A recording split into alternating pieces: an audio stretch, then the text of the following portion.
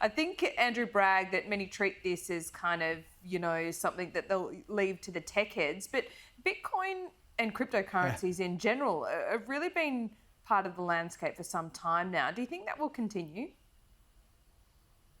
Well, good morning, Laura. The reason that I'm chairing an inquiry into Bitcoin and into cryptocurrencies and digital assets is because we want to make sure that Australia stays ahead of the game.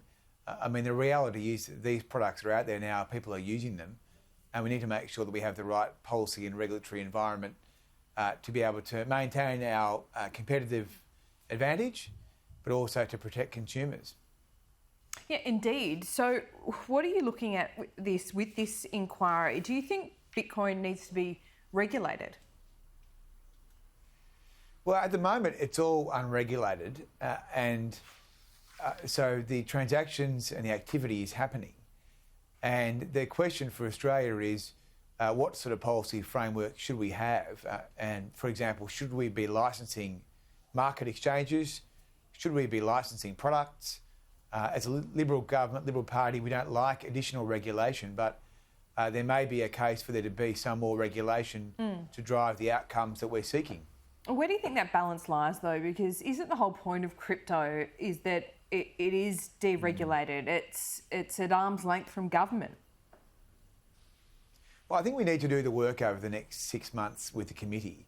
But certainly there are market participants that are saying the reason that we are being debanked, for example, which is where a digital asset business can no longer obtain banking services, is because there is a lack of policy sophistication in Australia relative to comparable markets as in Canada and Singapore. So what are they doing in Canada and Singapore? So if we want to be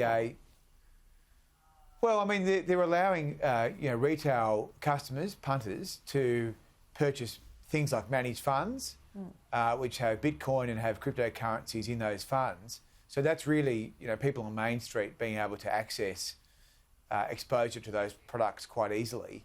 And in Australia, that is much more difficult and challenging, partly because there is a lack of regulation and policy. So that's why we're doing the work. It's so open to manipulation. We've seen this week, Elon Musk sends a tweet and Bitcoin dives by about 30%. China compounded that. We explained at the start of the interview. Is part of the problem here is that cryptos at the moment are so open to market manipulation. Well, everything is open to market manipulation. Oh, we saw GameStop, didn't we? As we've seen with the major banks and the bank bill swap rate and whatnot. There's been a whole lot of activity the banks have undertaken over the time as the custodians of the financial sector, or a large part of the financial sector, which has been unsavoury.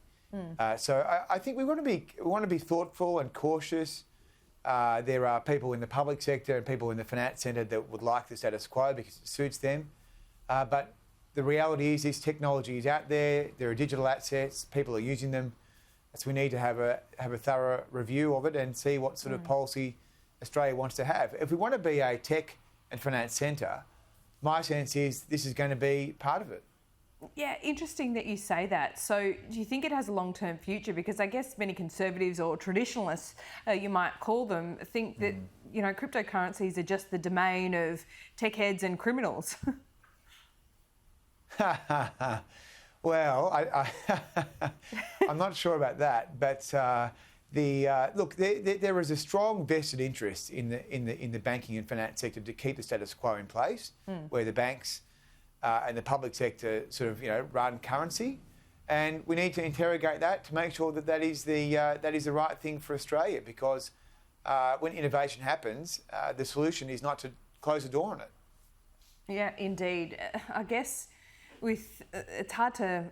A lot of people are probably scared of Bitcoin investing in it because it's so volatile, but perhaps afraid of something that they don't really understand. But now we're starting to see these emergence of Bitcoin scams too. Is that something you've got an eye on? Well, we certainly wouldn't make investment in anything compulsory. The question is, what is the policy frame you want to have to attract investment, and then what is the policy frame you want to have to protect consumers?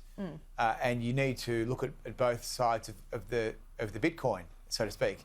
That's the work the committee will do. We'll be calling for submissions now. We're looking for advice from the market, and we'll be looking for advice from consumer advocates, because we need to make sure that we get the balance right in our deliberation. Not that I'm asking you to give any kind of financial advice, but do people need to be really careful about investing in it at the moment? Well, I think people should be cautious about investing in anything, and I've always been of the view that people should seek proper licensed financial advice. I think financial advice is very expensive because of the large amount of regulation which is in place, but for people who follow this space closely, people would know that there's been gross malfeasance in the financial advice space, and so there needed to be a lot more regulation to protect consumers. So, but if people can afford it, they should seek financial advice. You can use your super to get some decent financial advice. And I think that is a good, I do it myself. That is a good thing to do. Get good financial advice. Indeed, well said. Well, we'll leave it there. Andrew Bragg, thanks so much. This is an area that's elusive to many of us, so thanks for taking us through it. Thanks, Laura.